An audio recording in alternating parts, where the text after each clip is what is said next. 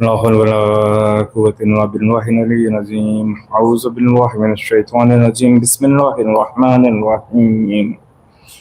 الحمد لله رب العالمين. الصلاة والسلام على سيدنا ونبينا وشفيع ذنوبنا وحبيب قلوبنا مولانا مولى الثقلين جد الحسن والحسين بالقاسم محمد.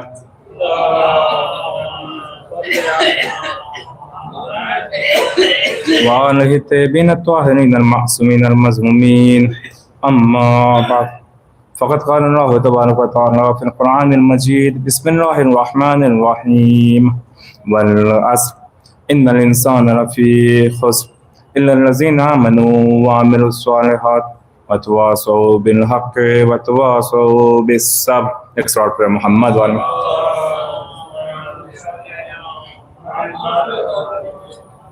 Azan Grammy સૂરે અસરના હવાલાથી આજની આ ચોથી મજલિસ.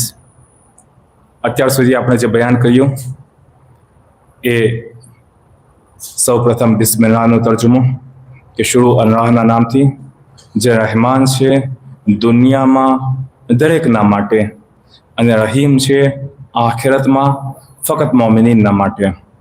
જમાનાની કસમ, ઇન્સાન નુકસાનમાં છે, પરંતુ એ કે જેમની પાસે ચાર બાબતો છે, ચાર ક્વોલિટીઝ છે. કઈ ચાર બાબતો? પહેલું ઈમાન, બીજું કે જે અમલે સાલેહ બજાવી લાવે છે, ત્રીજું જે હકની વસિયત કરે છે, અને ચોથું કે જે આ હકની વસિયતમાં જે મુશ્કેલીઓ આવે છે એની ઉપર સબ્ર કરે છે. આમાં આપણે ઈમાન સુધી પહોંચ્યા. ઈમાન કોને કહેવાય? ઈમાન એટલે કે ખાલિસ ઈમાન, ફકત અને ફકત જેને કહેવાય પ્યોર ઈમાન. પરવરદિગાર સિવાય બીજા કોઈને માબૂદ ન માનવો, કોઈની સામે ઝૂકવું નહીં. આના હવાલાથી ગઈકાલે આપણે ઘણી મિસાલો આપી. અસલ મુશ્કેલ ક્યાં છે? શું કામ ઇન્સાન ક્યારેક અહીંયા ત્યાં ભટકતો હોય છે? કારણ કે એ શોર્ટ ટર્મનો નફા નુકસાન ગોતતો હોય છે હંમેશા. હું આ કામ કરીશ તો કદાચ મારો નફો થશે, હું આ કામ નહીં કરું તો મુમકિન છે મારું નુકસાન થશે. એ જે નુકસાન છે એનાથી બચવા માટે એ તૌહીદથી ભટકી જાય છે, કારણ કે તૌહીદની સાચી ઓળખ નથી ધરાવતો. અધરવાઇઝ અગર ઇન્સાન પોતાની અક્લથી વિચારે તો એને પણ એટલી ખબર પડે કે સામે કોઈ નિર્જીવ વસ્તુ છે, એ તમારી કોઈ મદદ નહીં કરી શકે. અગર આપણે જનાબે ઇબ્રાહીમના જમાનાની વાત કરીએ અથવા જનાબે પૈગંબર ઇસ્લામના જમાનાની વાત કરીએ, નબુવત પહેલાની, તો ખાને કાબામાં 360 બૂતો હતા. શું એ લોકોને ખબર નહોતી પડતી કે હું જેમની પાસે ઊભો રહું છું એ મને જવાબ પણ નહીં આપે? હું જેમની સામે કંઈક માંગુ છું એ મારી કોઈ હાજત પૂરી નહીં કરે? પરંતુ એક ડર બેઠેલો હતો, અને એવો ડર બેઠો હતો કે એમાંથી લોકો એ પોતાના જ્યારે બૂથ હતા, પોતાના ખાસ બૂથ હતા, આ અમારા કબીલાનું બૂથ, આ અમારા કબીલાનું બૂથ, અને પોતાના ખાસ બૂથોની સામે બિલકુલ નિવસ્ત્ર થઈને જતા હતા, બિલકુલ કપડાં ઉતારીને જતા હતા. શું કામ? કેમ કે ભાઈ એને એમ ના લાગવું જોઈએ કે હું કોઈ વસ્તુ છુપાવું છું. ના, હું કોઈ વસ્તુ તમારાથી છુપાવતો નથી. અગર એને ખબર પડી કે હું કોઈ વસ્તુ છુપાવું છું તો એ નારાજ થઈ જશે. તો આ જે ડર છે, આ ડરના કારણે ઇન્સાન પછી ખબર નહીં કઈ વસ્તુઓની પરસ્તિશ કરવા લાગે. ક્યારેક પથ્થરની પરસ્તિશ કરે, તો ક્યારેક ઝાડપાનની પરસ્તિશ કરે, ક્યારેક સૂરજની પરસ્તિશ કરે, તો ક્યારેક દરિયાઓની પરસ્તિશ કરે. શું કામ? કારણ કે સાચી તૌહીદની ઓળખ નથી. સાચી તૌહીદની ઓળખ નથી. પરવરદિગાર ફરમાવે છે કે જે તૌહીદ ઉપર છે, જે ઈમાન ઉપર છે, અને સાથે સાથે અમલે સાલેહ બજાવી લાવે છે. પૈગંબર ઇસ્લામની જિંદગીને આપણે જોઈએ, દરેકે દરેક બાતિલ વસ્તુઓનો ઇનકાર કર્યો.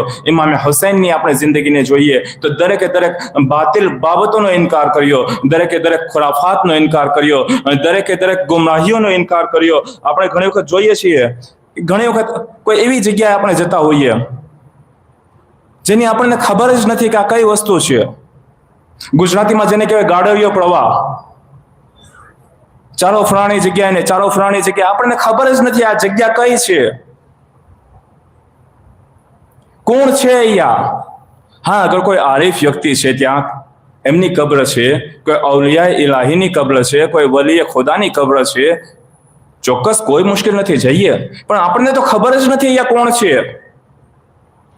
બલકે જ્યાં એની આજુબાજુ જે કરતબ દેખાડનારા લોકો છે, આપણે એને તો ઓળખીએ છીએ કે જેને પાકીઝગી અને નજાસતનો સલીકો નથી ખબર, એ આપણને બોલાવે છે, ચાલો અહીંયા ને ચાલો ફલાણી જગ્યાએ, અને આપણે ત્યાં જઈએ છીએ અને તૌહીદનો દામન છોડી દઈએ છીએ.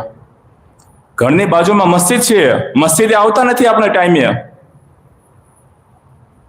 અને આપણે ત્યાં જઈએ છીએ. એ ઈમાનની કમજોરી આપણને બતાવે છે.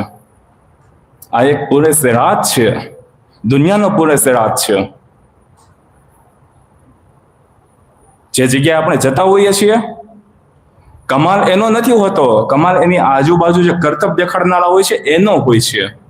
એના બહેકાવામાં આપણે જતા હોઈએ છીએ, અને તૌહીદના દામનથી ક્યારે હટી જઈએ ખબર નથી પડતી. પૂરે સિરાત જેવો રસ્તો છે આ.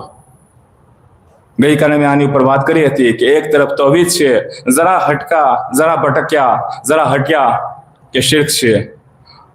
એક તરફ ઈમાન છે, થોડાક ભટક્યા તો કુફર છે.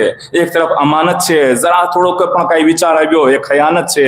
એક તરફ સાચું છે, થોડુંક ભટક્યા તો ખોટું છે. આ પૂરે સિરાત છે, પૂરે સિરાત.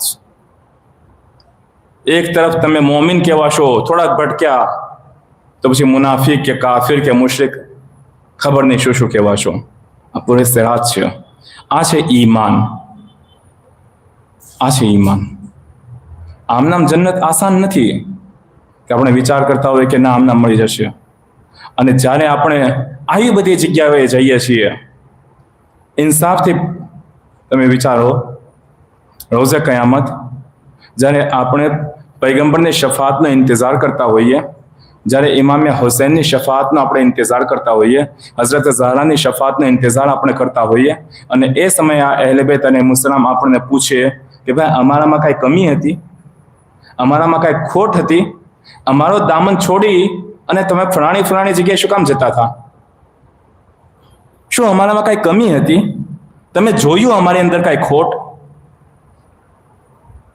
અગર તમે અમારી અંદર કાંઈ ખોટ નથી જોઈ, અમે દુનિયાના બહેતરીન ઇન્સાનોમાંથી છીએ, પરવરદિગારે અમને નિયુક્ત કર્યા છે, તો અમારો દામન છોડી અને તમે આ બધી જગ્યાએ શું કામ જતા હતા?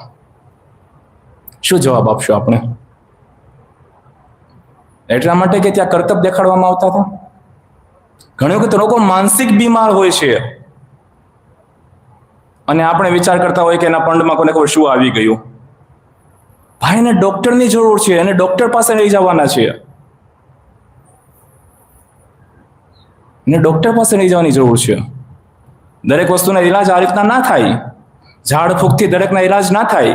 જ્યાં ડોક્ટરની જરૂરત હોય ત્યાં ડોક્ટર પાસે લઈ જવા પડે. આ માનસિક બીમારી છે. ઈમાન એટલે પ્યોર ઈમાન. એ પછી ખુદા સિવાય બીજો કોઈ તસવ્વુર ના હોવો જોઈએ. તો આ પહેલી શરત છે સૂરે અસરમાં કે અગર નુકસાનથી બચવું છે તો ઈમાન. ખુદાયા, હું તારી ઉપર ઈમાન લાવું છું, તારા પૈગંબર ઉપર પણ ઈમાન લાવ્યો, તારા અહેલે બેત પર પણ ઈમાન લાવ્યો, 14 માસુમીનને પણ મેં માન્યા, તું જે કહે છો એમ મેં માન્યા. શું હું નુકસાનમાંથી બચી ગયો? આયા હવે મારા માટે બહિષ્ટ છે? પરવરદિગાર કે ના, હજી 3 વસ્તુ બાકી છે. કઈ 3 વસ્તુ બાકી છે? સૌથી પહેલા અમલે સાલે, નેક અમલ બજાવી લાવવા. કોને કહેવાય નેક અમલ? કોને આપણે નેક અમલ કહેશું? ડેફિનેશન શું નેક અમલની?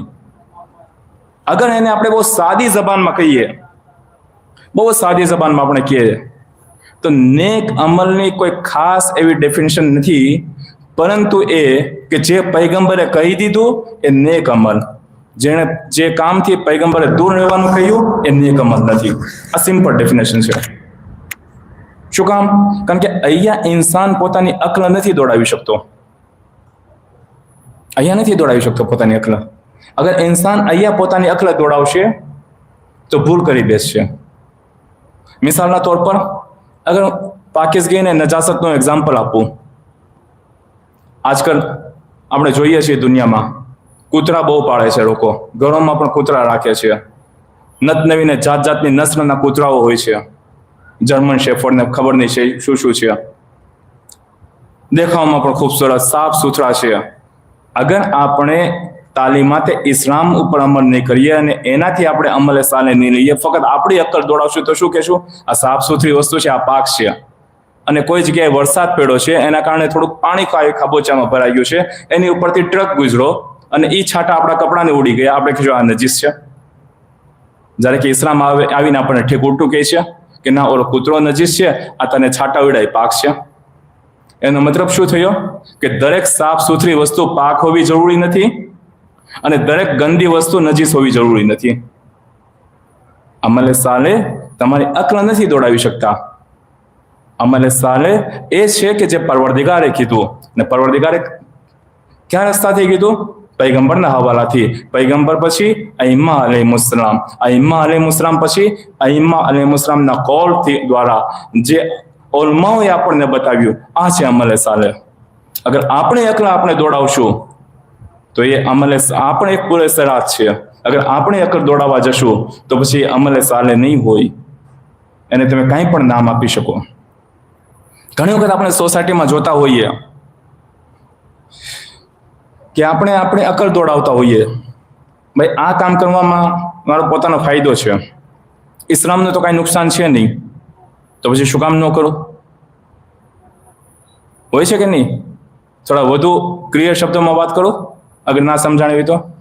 ભાઈ ફલાણી પાર્ટીને સપોર્ટ કરવો, ફલાણી અંજુમનને સપોર્ટ કરવો, ફલાણી જગ્યાએ જવું, ફલાણાને સપોર્ટ કરવો, ફલાણી સિયાસી પાર્ટીને સપોર્ટ કરવો, જીતશે તો એ લોકો તે, તો પછી મારે સપોર્ટ કરવામાં શું વાંધો છે? જાતિ ફાયદો તો થઈ જાય, આપણો મારો પર્સનલ ફાયદો તો થઈ જાય. એ જે હોય એ ઇસ્લામને તો કાંઈ નુકસાન થતું નથી આમાં.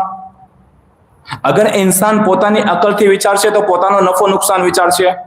અગર કુરાનની નિગાહથી વિચારશે તો કંઈક જુદું જ રિઝલ્ટ આવશે. સૂરે મુમતહાનામાં પરવરદિગાર પહેલી જ આયતમાં ફરમાવે છે કે તમે તમારા અને મારા દુશ્મનોની સાથે દોસ્તી ના કરો, ત્યાં સુધી કે ખુફિયા દોસ્તી પણ ના કરો. પરવરદિગાર તમારા જાહિર અને બાતિન, તમારી જે જાહેર અને તમારી છુપા આમાલથી વાકિફ છે. પરવરદિગાર જાણે છે તમારા જાહિર અને બાતિનને.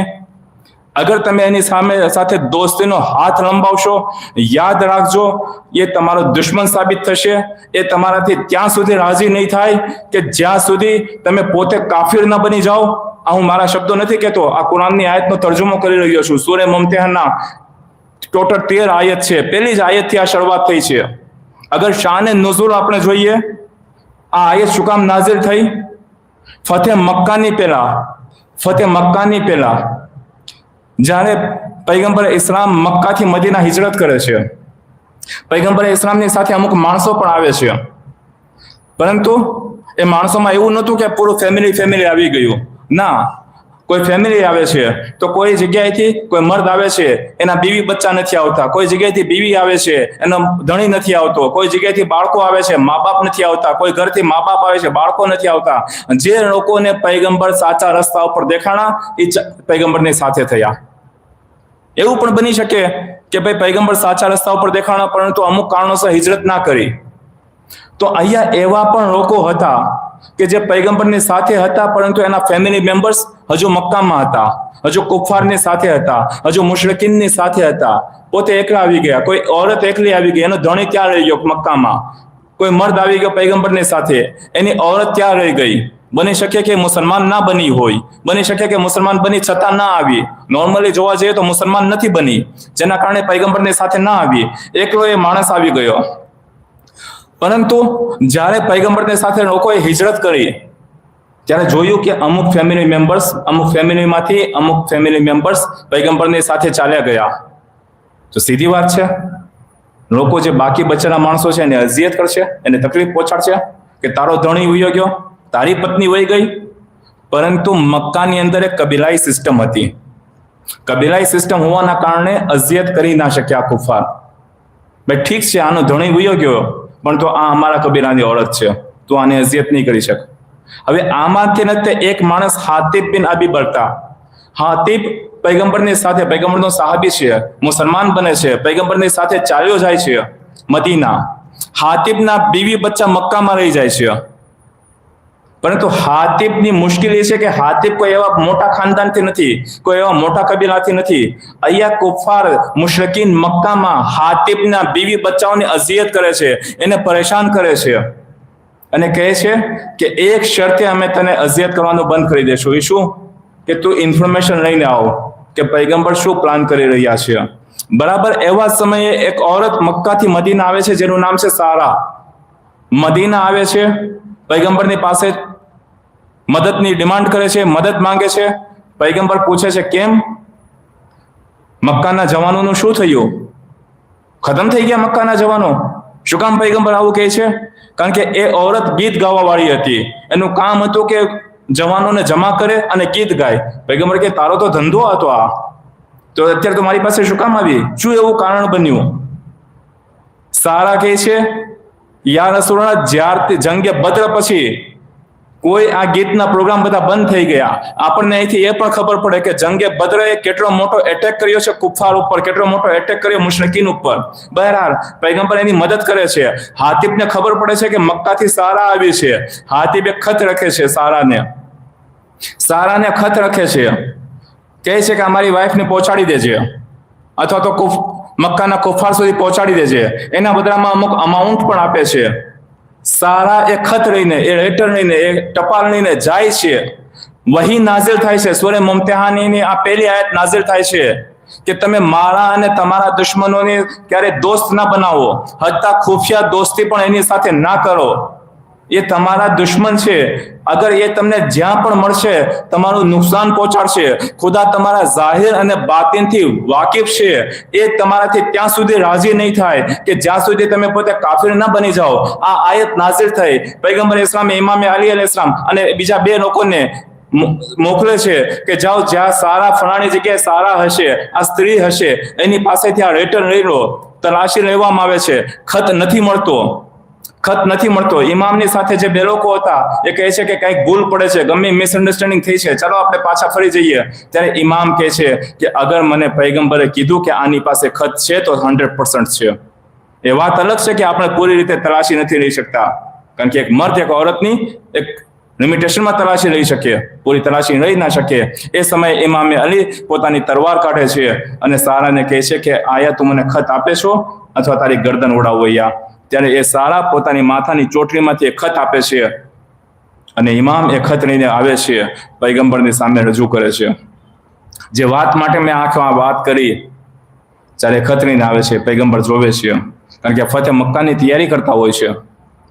પૈગંબર જોવે છે, હાતિબને બોલાવે છે. હાતિબ, આ શું છે આ બધું? હાતિબ હાથ જોડે છે, યા રસૂલલ્લાહ, તમે મને ઓળખો છો, તમે મને જાણો છો, મારી નિયતમાં કાંઈ ખોટ નથી. અને આ ખતથી ઇસ્લામનું કાંઈ નુકસાન થવાનું નથી. આમાં કોઈ ખાસ મેટર પણ નથી. મેં તો ફક્ત એટલો વિચાર કર્યો કે એક બે ઇન્ફોર્મેશન પાસ કરી દઈએ, આપણું તો કાંઈ નુકસાન થવાનું જ નથી. ઉલટાનો મારો જાતિ ફાયદો તો થઈ જશે, મારા બીવી બચ્ચાની મદદ થઈ જશે. એને જે અઝિયત થાય છે, અઝિયત કરવાનું બંધ કરી નાખશે આ કુફાર અને મુશરિકીન. ત્યારે પૈગંબર કહે છે, ના, હરગીઝ નહીં.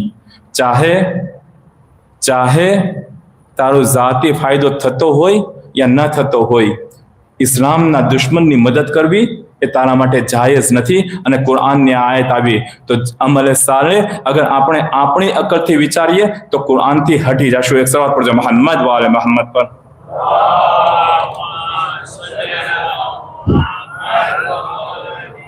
અમલે સાલે આપણી અકલથી નથી વિચારવાનું. અમલે સાલે એ પરવરદિગાર જે કુરાનમાં આપણને આયત બતાવી છે એના અનુસંધાને, જે પૈગંબરે આપણને રસ્તો બતાવ્યો છે એના અનુસંધાને, પૈગંબર પછી અહેલે બેત અલૈહિસ્સલામે આપણને રસ્તો બતાવ્યો એના અનુસંધાને અમલે સાલે કોને કહેવાય? અમલે સાલે માટે જ તે પૈગંબરની બેસત થઈ. અને અગર આ બેસત ના હોત, આપણે મુસલમાન જ ના હોત. અગર ઇસ્લામની બુનિયાદોની વાત કરીએ તો ટોપ પર આપણે કહી શકીએ કે બેસત છે. અગર બેસત ના હોત, મુસલમાન જ ના હોત. બેસત શું કામ થઈ? અમલે સાલેહ માટે. બેસત પછી ગદીર. અગર બીજી બુનિયાદની આપણે વાત કરીએ, ગદીર શું કામ છે? અમલ સાલે માટે કે લોકોને સાચો રસ્તો બતાવવામાં આવે, સાચી વિલાયત બતાવવામાં આવે, સાચા લોકો બતાવવામાં આવે, કઈ જગ્યાએ જવું ને કઈ જગ્યાએ ન જવું એ બતાવવામાં આવે. દીન મુકમ્મલ થયો, નહેમતો તમામ થી આ ગદીર ઉપર. અમલ સાલે આપણને કોઈ બતાવશે તો ખુદા બતાવશે, અમલ સાલે આપણને કોઈ બતાવશે તો બેસત બતાવશે, અમલ સાલે અગર આપણને કોઈ બતાવશે તો ગદીર બતાવશે, અને અમલ સાલે અગર આપણને કોઈ બતાવશે તો આશુરા બતાવશે. કે જ્યારે ફરી એક વખત લોકો અમલ સાલેથી દૂર થયા, ઉમ્મત ભટકી ગઈ, ત્યારે આશુરા વાક્ય થયો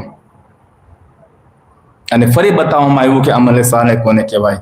ઇમામે હુસૈને પોતાના મકસદને બિલકુલ વાઝે કરી દીધો હતો કે મારો મકસદ એ ફસાદ નથી, પરંતુ મારા નાનાની ઉમ્મતની ઇસ્લાહ છે. મતલબ કે એમાં અમલ સાલેથી દૂર થઈ ગઈ હતી આ ઉમ્મત, દૂર થઈ ગઈ હતી આ ઉમ્મત. અમલ સાલે માટે બેસત છે, અમલ સાલે માટે ગદીર છે, અમલ સાલે માટે આશુરા છે. તો આ છે અમલ સાલે. એ પછી પરવરદિગાર શું કહે છે સૂરા ઇસ્રામાં? દરેકે દરેક ઇન્સાન નુકસાનમાં છે, પરંતુ એ કે જે ઈમાન લાવ્યો. ખુદાયા ઈમાન લાવવું કાફી છે કા ના? તો પછી કા અમલ સાલે પણ બજાવી લાવો. અમલ સાલે કોને કહેવાય? જે પૈગંબરે કહ્યું, જે આઈમાએ કહ્યું. અને અહીંયા પછી એ જ નથી જોવાતી. ઇમામને જ્યારે ઇમામ માની લીધા પછી અગર ઇમામે જવાબ 7 વર્ષના હોય તો પણ એ ઇમામ છે, ઇમામે હાદી અગર 8 વર્ષના હોય તો પણ એ ઇમામ છે, અને ઇમામે ઝમાના અગર 5 વર્ષના હોય તો પણ એ ઇમામ છે. એમણે જે કહ્યું એ અમલ સાલે છે. એ માણસ નફામાં છે કે જે બેસતને ફોલો કરે છે, જે ગદીરને ફોલો કરે છે, જે આશુરને ફોલો કરે છે. તો આ બીજી બાબત અમલ સાલેના હવાલાથી. આમાં ઘણી બાબતો ઉપર ચર્ચા કરવી હતી, પરંતુ હવે આવતીકાલની છેલ્લી મજલિસ છે, જેથી આગળ આપણે વધીએ. ત્રીજી બાબત કઈ? પરવરદિગાર ફરમાવે છે વતવાસૌ બિલ હક. ખુદાયા હું ઈમાન પણ લાવ્યો અને મેં અનેક અમલ પણ બજાવવાનું શરૂ કર્યું. શું હું નુકસાનીમાંથી બચી ગયો? શું મારા મરવા પછી મને બહેશ છે? કારણ કે નફા અને નુકસાનમાં બે જ વસ્તુ છે તમારી પાસે. એક તરફ જહન્નમ છે તો બીજી તરફ જન્નત છે. જન્નતમાં ગયા નફામાં, જહન્નમમાં ગયા નુકસાનમાં. ત્રીજો કોઈ રસ્તો જ નથી આપણી પાસે. પરવરદિગારા આયા હું ઈમાન પણ લાવ્યો, અમલ સાલે પણ બજાવી લાવ્યો. શું હવે હું નુકસાનમાંથી નીકળી ગયો? પરવરદિગાર કહે છે ના, હજી ત્રીજી વાત બાકી છે. એ કઈ વાત છે? પરવરદિગાર કહે છે એ હકની વસિયત કરવી. હકની વસિયત કરવી. પરવરદિગાર કુરાન મજીદમાં બીજી એક જગ્યાએ ફરમાવે છે યા અય્યુહલ્લઝીના કુ અનફુસકુમ વ અહલીકુમ નારા. એ ઈમાન લાવનારાઓ, તમે તમારી જાત અને તમારા અહેલો અયાલને આ આગથી બચાવો. મતલબ શું થયો કે ફક્ત અને ફક્ત તમારે પોતાને બચવાનું નથી, તમારા આજુબાજુના લોકો, તમારા બાળ બચ્ચાઓને પણ તમારે બચાવવાના છે. આ હુક્મ છે.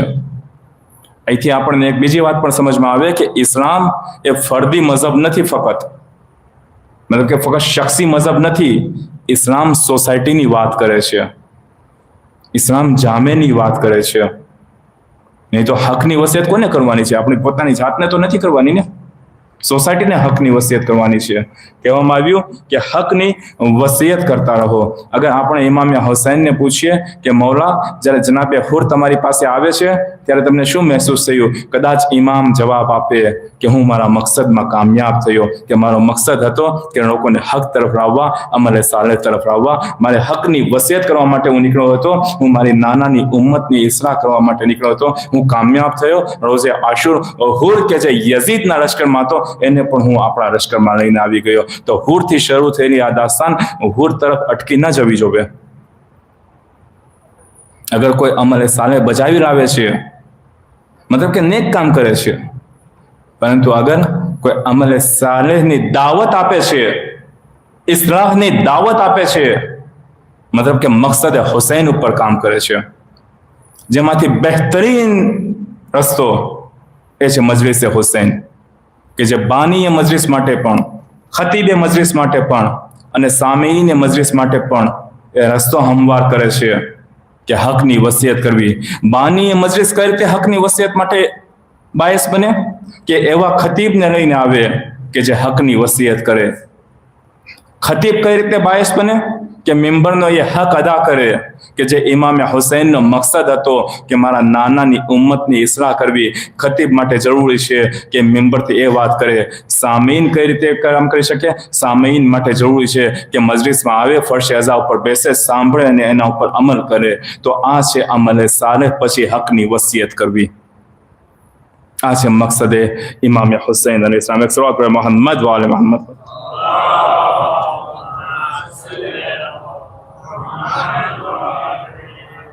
અને બિલખુસૂસ અગર આપણે આજના જમાનાની વાત કરીએ, કદાચ એમ કહી શકીએ કે આજે જેટલી જરૂરત છે હકની વસિયતની, કદાચ આની પહેલાના જમાનામાં આટલી જરૂરત નહોતી. કઈ રીતે આપણે આ વાત કરી શકીએ? મિસાલના તौर પર પૈગંબર ઇસ્લામ બેઠા છે, અસહાબ પણ બેઠા છે. પૈગંબર ફરમાવે છે પોતાના અસહાબને મુખાતબ થઈને કે એક સમય આવશે, એક જમાનો આવશે કે જ્યારે લોકો અમ્ર બિલ મારૂફ અને નહીં અનિલ મુનકર ઉપર કોઈ ખાસ ધ્યાન નહીં આપે. અસહાબ તાજ્જુબ કરે છે, આશ્ચર્ય કરે છે, શું આવું પણ શક્ય છે? આવો પણ જમાનો આવી શકે? ત્યારે પૈગંબર કહે છે આના કરતા પણ બદતર, આના કરતા પણ ખરાબ. તો કે એ શું?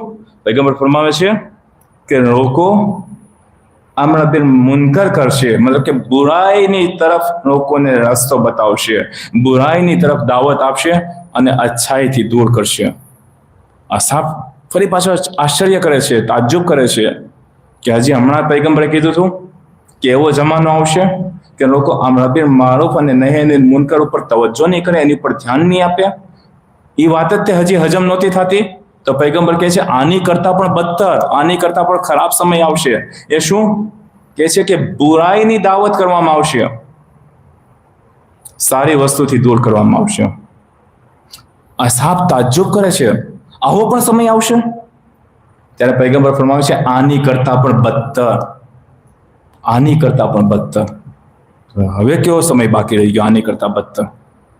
પૈગંબર કહે છે કે લોકો મારૂફ ને મુનકર બતાવશે, મુનકર ને મારૂફ બતાવશે. મતલબ કે જે સારા અમલ છે, સારી બાબતો છે એને ખરાબ બતાવવામાં આવશે, જે ખરાબ બાબત છે એને સારી બતાવવામાં આવશે. હવે તમે ઇન્સાફથી બતાવો, શું આ સમય નથી આવી ગયો? શું આ સમય આવ્યો કે નથી આવ્યો? એક મિસાલથી તમને એક્ઝામ્પલ આપું. આપણા સમાજમાં, આપણી સોસાયટીમાં, આપણા દેશમાં કે પૂરી દુનિયામાં ચાહે કોઈ પણ મઝહબ પાળતા હોય, કોઈ પણ લોકો હોય, એક સંસ્કૃતિ જેવું કંઈક હતું. औरतोનો એક લિબાસ હતો, બિલખુસૂસ આપણે ત્યાં હિજાબ હતો, ચાદર હતી. એક સમય આવ્યો કે એની ઉપર કોઈ ખાસ ધ્યાન નહોતું આપવામાં આવતું. હિજાબ હોય ના હોય, કપડા પ્રોપર હોય ના હોય, ખાસ ધ્યાન નહોતું આપવામાં આવતું. પછી સમય ચેન્જ થયો, એની કરતા પણ બદતર સમય આવ્યો. શું સમય આવ્યો? હિજાબ પહેરીને સ્કૂલમાં નહીં આવવાનું, હિજાબ પહેર્યા વગર આવવાનું, હિજાબ પહેરીને નહીં આવવું એ બહેતર. તો એ થયું યા ના થયું કે ખરાબ બાબતોની તરફ દાવત આપી, સારી બાબતોથી રોકવામાં આવ્યા. પહેલો સમય કેવો હતો? તવજ્જો ન આપી. બીજો સમય કેવો આવ્યો? બીજો જમાનો કે ખરાબ બાબતો તરફ દાવત આપી કે ના આમ નહીં, આ રીતના આવવાનું, આ રીતના નહીં આવવાનું. સારી બાબતોથી રોકવામાં આવ્યા, ખરાબ બાબતોની દાવત આપવામાં આવી. પછી ત્રીજો સમય આવ્યો. આ જ મિસાલથી સમજાવવાની કોશિશ કરું છું. ત્રીજો સમય આવ્યો, હવે કોઈ હિજાબમાં કોઈ લેડીઝ હોય, કોઈ औरत હિજાબમાં હોય તો શું કહે? આ મોડર્ન જમાનાની નથી, અપડેટેડ નથી, પાછળ રહી ગઈ છે આ જમાનાથી, આ ગામડેથી આવી છે. મતલબ શું થયો? કે સારી બાબતને ખરાબ બાબત બતાવવામાં આવી, ખરાબ બાબતને સારી બાબત બતાવવામાં આવી. તો આજના જમાનામાં અગર જેટલી હકની વસિયતની જરૂર છે, કદાચ એટલી પહેલાના જમાનામાં પણ જરૂર નહોતી. આજના સમયમાં જેટલી અમ્ર બિલ મારૂફ અને નહી અનિલ મુનકરની જરૂરત છે, એટલી કદાચ પહેલાના સમયમાં પણ જરૂરત નહોતી. કઈ રીતે કરવું અમ્ર બિલ મારૂફ અને નહી અનિલ મુનકર? દરેકના પોતપોતાના તરીકા હોય છે. ક્યારેક ખામોશીની સાથે થઈ શકે, ક્યારેક વાત કરીને થઈ શકે. ઈમાન ઇસ્લામના જમાનાના ઘણા બધા કિસ્સા છે. એ બધા કિસ્સાઓથી અત્યારે સમયના અભાવે એની ઉપર વાત નથી કરતા, ફક્ત એક બે વાત કરીએ અને મજલિસને તમામ કરીએ. પોતાનો તરીકો હોઈ શકે, પરંતુ સંભાળીને, પેલા પોતે સમજે હકની વસિયત કેમ કરવી. ઘણી વખત આપણે ત્યાં એ પણ મુશ્કેલ છે. ભરી બજારમાં હકની વસિયત કરવા બેઠા હોઈએ, ઓનો માણસ સુધરવાની બદલે વધુ બગડે, વધુ ખરાબ લાગે. એનો પણ એક તરીકો છે, હકની વસિયત કેમ કરવી, અમર બિન મારૂફ કેમ કરવું. ક્યારેક ચૂપ રહીને થઈ શકે, ક્યારેક પોતાના અમલથી થઈ શકે. મિસાલના તौर પર ઇમામ અલી અલૈહિસ્સલામ ફરમાવે છે,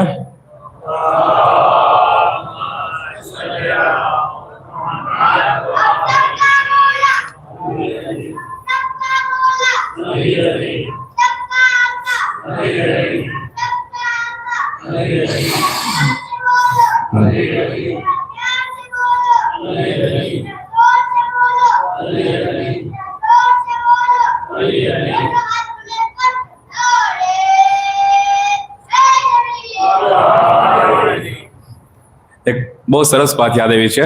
આ બાળકને જે નાના લગાવ્યા નથી એ વાત કરતો જાઉં. મરહુમ ગુલામ અસ્કરી સાહેબ બાનીએ તંઝીમુલ મકાતીબ એક જગ્યાએ મજલિસ પડતા હતા અને એમણે આ વાત કરી છે, એટલે એમની વાતને કોટ કરું છું. એ મજલિસ પડતા હતા અને સીધી વાત છે, જ્યારે તબલીગી મજલિસ હોય, અહેલે બેત અને મુસ્લિમની વાત હોય, તે થોડી રૂખી સુખી વાત હોય, બરાબર. તો એમણે જે મિસાલ આપી કે ભાઈ મારી મજલિસમાં બહુ રૂખી સુખી હોય છે, એમાં કોઈ ખાસ શરૂઆતનો અવાજ જોરથી ના હોય, બરાબર. કે આ જો કે ટ્રેન્ડથી હટીને છે, તો કે આવું કેમ છે. એમણે જે મિસાલ આપી એ મિસાલ આપો તમને, મારી પોતાની મિસાલ નથી, મરહુમ ગુલામ અસ્કરી સાહેબની મિસાલ આપું છું. એમણે આ વાત કરી છે એક મજલિસમાં. કહે છે કે એક માણસ ઘોડાગાડીવાળો, એના ઘોડાગાડીમાં બેઠા એક ભાઈ, અને કીધું ચાલ ભાઈ ફલાણી જગ્યાએ જવાનું છે. ઘોડો ફૂલ સ્પીડે દોડતો હતો. થોડી વાર થઈ એટલે જે ઘોડાગાડીમાં બેઠો હતો મુસાફિર, એને કીધું ભાઈ હવે એથી જમણી બાજુ લઈ લે. ઘોડાગાડીવાળાએ જમણી બાજુ ઘોડાગાડી લઈ લીધી અને ઘોડો સ્પીડ ઓછી કરી નાખી. હવે ધીમે ધીમે ચાલે છે. જે પાછળ બેઠો હતો મુસાફિર, એને ઘોડાગાડીવાળાને પૂછ્યું કે કેમ એકાએક તારો ઘોડો ધીમો થઈ ગયો? અત્યાર સુધી તો બહુ સ્પીડમાં ચાલતો હતો, આની સ્પીડ ધીમી કેમ થઈ ગઈ? તો ઘોડાગાડીવાળો કહે છે કે અત્યાર સુધીનો જે રસ્તો હતો ને એ ડેરીનો રૂટીન રસ્તો હતો. એને ખબર હતી કે આ ખાડા છે, કે આ સ્પીડ બ્રેકર છે, એની મસ્તીમાં એના જોશમાં ચાલતો હતો. હવે તમે જે જમણી બાજુ વાળા ને તે રૂખો સુખો થઈ ગયો છે. હવે એને ખબર નથી, એના માટે અજાણ્યો રસ્તો છે, એટલે શાંતિથી ધીમે ધીમે ચાલે છે.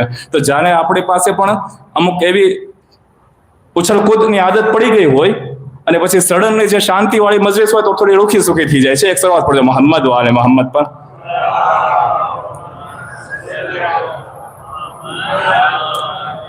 બહેરહાલ બાની તંઝીમ મારા ગુલામ અસ્કરી સાહેબના ઘણા એહસાન છે આપણી કોમ ઉપર. વાકેન ઇન્શાઅલ્લાહ અગર ફુરસત રહી, તૌફીક રહી તો આવતીકાલે એક બે વાત એમના હવાલાથી કરશું. ઇમામ અલી અલૈહિસ્સલામના હવાલાથી આપણે વાત કરતા હતા, અમર બિન મારૂફના હવાલાથી, કે કઈ રીતના અમર બિન મારૂફ કરવું. ઇમામ કહે છે 3 તરીકાથી. એક, પોતાના દિલથી. બીજું, પોતાની જબાનથી. ત્રીજું, પોતાના હાથથી. તમને એક મિસાલ આપું, એક્ઝામ્પલથી વાતને ક્લિયર કરીએ, અને આ મિસાલને આગળ આપણે આપણી જિંદગીમાં ઉતારીએ અને પછી જોઈએ કે સોસાયટીમાંથી કેટલી મુશ્કેલીઓ હલ થઈ જાય. મિસાલના તौर પર તમારા ઘરમાં, તમારા રિશ્તેદારમાં કોઈ ઓરત હિજાબ નથી કરતી. સૌથી પહેલા અમર બિન મારૂફ દિલથી કરવાનું છે. મતલબ કે તમારું દિલ એ અફસોસ કરવું જોઈએ, ગમગીન હોવું જોઈએ કે મારી સોસાયટીમાં બગાડ પેદા થઈ રહ્યો છે, મારી સોસાયટીમાં મુશ્કેલ આવી રહી છે. પોતાના દિલથી અમર બિન મારૂફ. બીજું, પોતાના જબાનથી, ખૂબ જ અદબથી, ખૂબ જ અખલાકથી એક તરફ બોલાવીને આરામથી એહતરામની સાથે તઝક્કુર આપવો. બેન તો આવું શું કામ કરે છો? આ યોગ્ય નથી. ઇસ્લામે હલાલ રસ્તા ઘણા આપ્યા છે, આ રસ્તો અપનાવવાની શું જરૂર છે? જબાનથી. ત્રીજું, ચાદર નથી પહેરતી, હાથથી. બેન આ હું તારા માટે ચાદર લઈને આવ્યો, આ ચાદર તો પહેરજો, એને કહેવાય હાથથી. આજે ઘણી એવી બાબતો છે.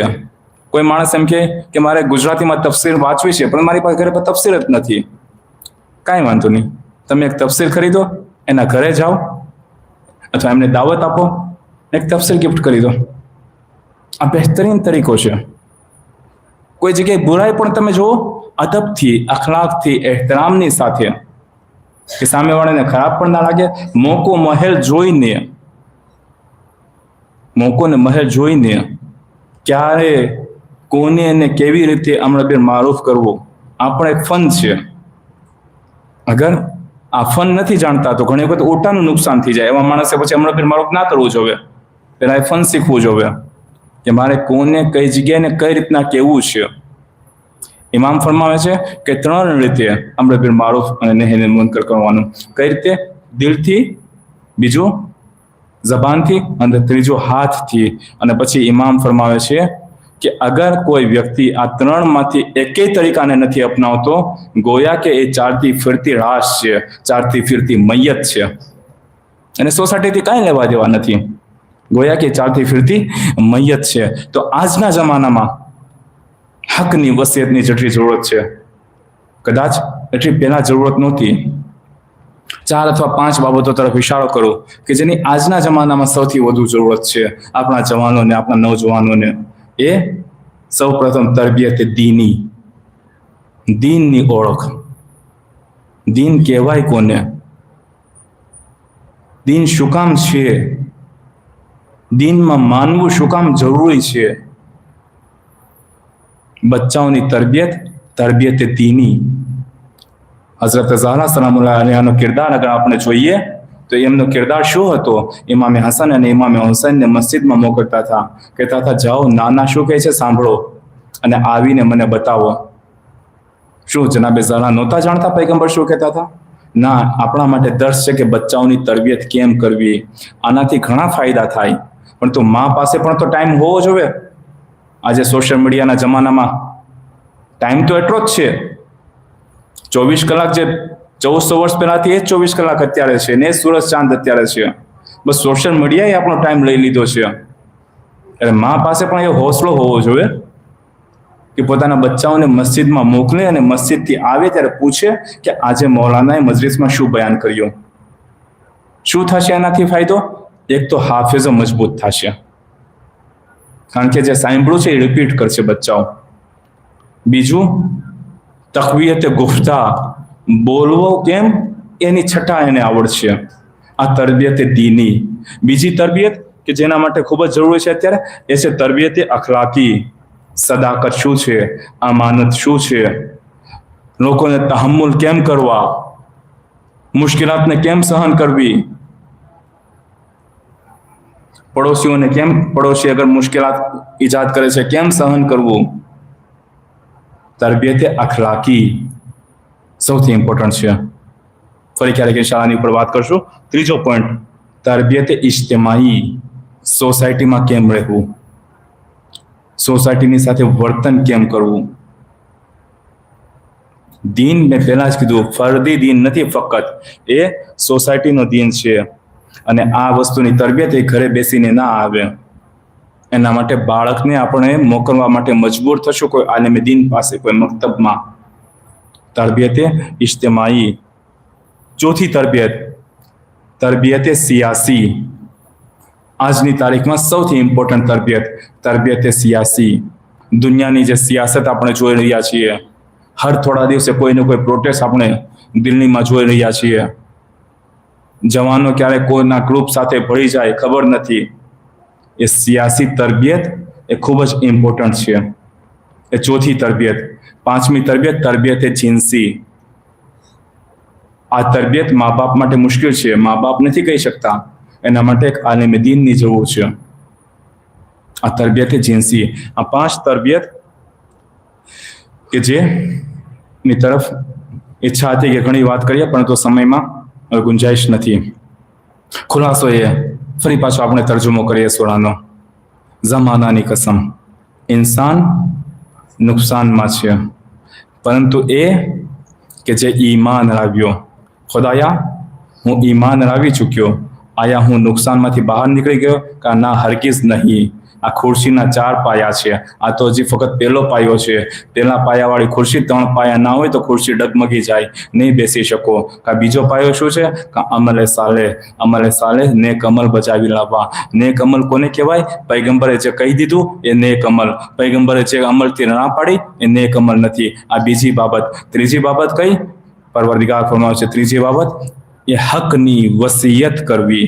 ફક્ત અને ફક્ત તમે નેક અમલ બજાવી લાવશો એ કાફી નથી, સાથે સાથે હકની વસિયત કરવી. અગર આપણે કરબલાના મકસદને જોઈએ તો કરબલાનો મકસદ પણ એ જ હતો, હકની વસિયત હતો કરબલાનો મકસદ. અગર આપણે 1,24,000 પૈગંબરની વાત કરીએ, એ દરેકે દરેક લોકો નેક હતા. અઈમ્મા અને મુસલામની વાત કરીએ, માસુમીન અને મુસલામની વાત કરીએ, બધા નેક હતા. પછી એમણે આજે ખૂન વહાવ્યું, પોતાની કુરબાની આપી, પોતાના ઘરની કુરબાની આપી, દોસ્તોની કુરબાની આપી, બચ્ચાઓની કુરબાની આપી, રિશ્તેદારોની કુરબાની આપી. શું કામ? હકની વસિયત કરવા માટે. ઇમામ કહે છે કે હું નીકળી રહ્યો છું મદીનાથી, કારણ કે મારા નાનાની ઉમ્મતની ઇસ્લાહ કરો. એ તો આ દરેક લોકો નેક હતા. આદમ નેક હતા, આદમને નેક બનવાની જરૂર નહોતી. જનાબે નૂહ નેક હતા, એમને પણ નેક બનવાની જરૂર નહોતી. જનાબે ઇબ્રાહીમ અને ઇસ્માઇલ નેક હતા, એમને નેક બનવાની જરૂર નહોતી. પૈગંબર ઇસ્લામ પણ નેક હતા, એમને કોઈ જરૂર નહોતી. ઇમામે અલી અલૈહિસ્સલામ કુલ્લે ઈમાન હતા, એમને પણ જરૂર નહોતી. હઝરત ફાતિમા ઝહરા નેકીઓના મુજસ્સમા હતા, એને પણ જરૂર નહોતી. ઇમામે હસન, ઇમામે હુસૈન નેકીઓના પૈકાર હતા, એમને પણ જરૂર નહોતી. તો પછી આ શહાદતો શું કામ છે? નેકીની હિદાયત માટે છે, અમલે સાલેહ માટે છે, હકની વસિયત માટે છે. હકની વસિયત માટે છે. અને કેવી કુરબાની, કેવી કુરબાની! સન 61 હિજરીમાં ફક્ત 10 મોહરમ આશુરના દિવસે આ કુરબાની ખતમ નથી થતી. આ તો કુરબાનીનું પહેલું ચેપ્ટર છે. જનાબે ઝૈનબની કુરબાનીઓનો દોર તો અસલી દોર હવે શરૂ થાય છે. ગઈકાલે આપણે વાત કરી હતી ને કે ઇમામે સજ્જાદને જ્યારે પૂછવામાં આવે છે કે મૌલા સૌથી વધુ મુસીબત ક્યાં પડી? ઇમામ શું કહે છે? અશામ, અશામ, અશામ. કેવી મુસીબત હતી!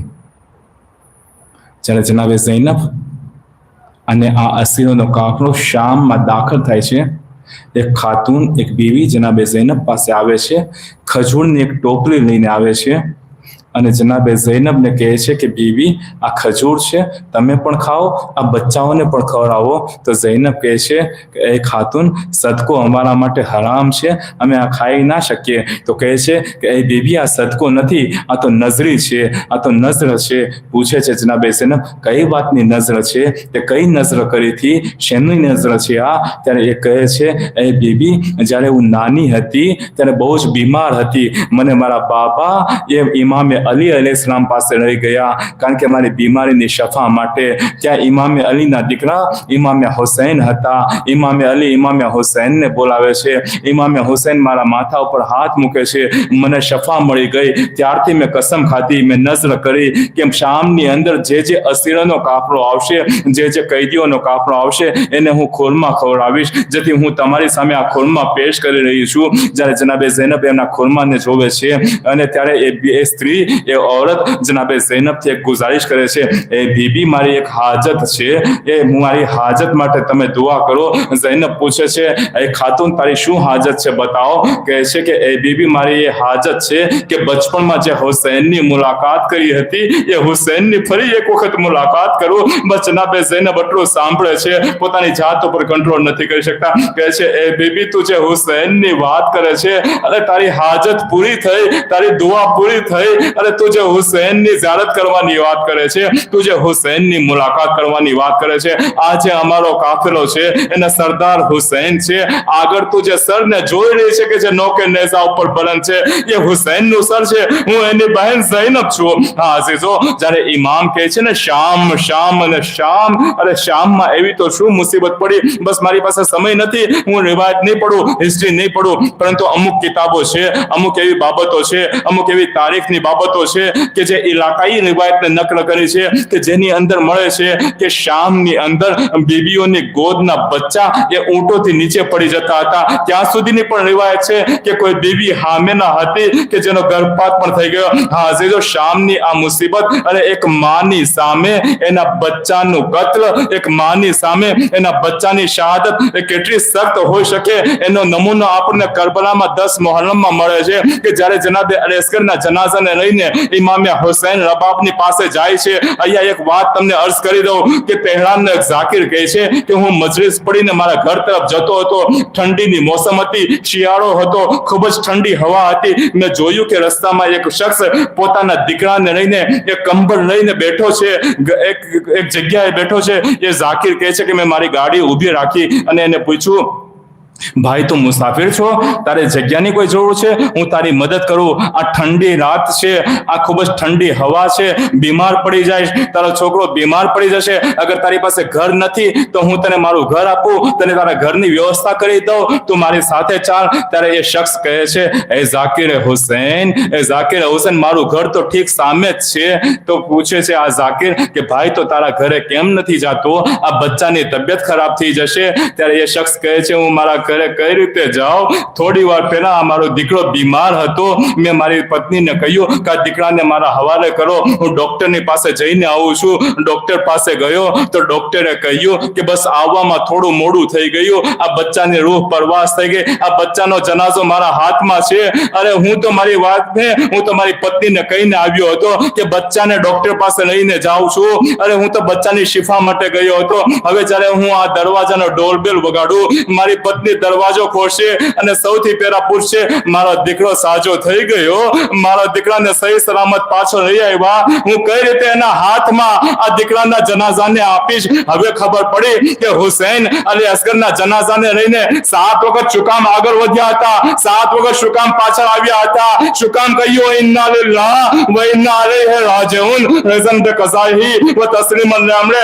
કારણ કે હુસૈન એ જ વિચારતા હતા, અરે રબાબ થઈ માનો દરવાજો પડદો ખોલશે, અરે હું અસગરના જનાઝાને રબાબના હાથોમાં કઈ રીતે આપીશ? ઇન્ના લિલ્લાહ વ ઇન્ના ઇલૈહિ રાજિઉન. ખુદાયા આપણે આ ખલીલ આઝાદાનીને કબૂલ ફરમાય. ખુદાયા અમે ગુનેગાર છીએ, અમે ખતાકાર છીએ. ખુદાયા અમારા ગુનાહને સગીરાને કબીરાને માફ ફરમાઓ. ખુદાયા તારી આખરી હુજ્જતને અમારાથી રાજી અને ખુશનૂદ ફરમાઓ. ખુદાયા બાની મજલિસ, હાજરીને મજલિસની નેક હાજાતોને કબૂલ ફરમાઓ. ખુદાયા તારી આખરી હુજ્જતને જલ્દ से जल्द ज़हूर फरमाओ અને અમને દરેકને એમના અંસારોમાં શુમાર ફરમાઓ. આખિર દાવાના અલ્હમ્દુલિલ્લાહ.